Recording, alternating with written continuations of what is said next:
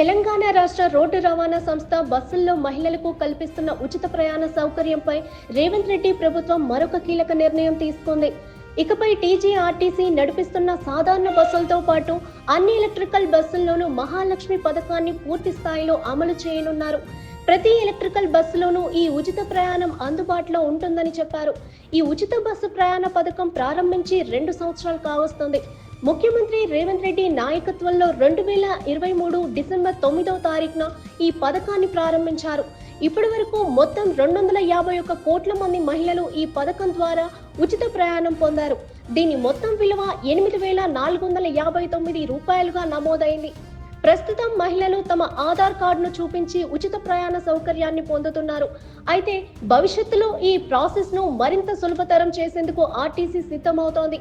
త్వరలో RTC smart కార్డులను ప్రవేశపెట్టాలని సంస్థ నిర్ణయించింది. ఈ స్మార్ట్ కార్డులు అందుబాటులోకి వచ్చిన తర్వాత వాటితో మాత్రమే మహిళలు ఉచిత ప్రయాణం చేసే విధంగా కీలక మార్పు అమల్లోకి రానుంది.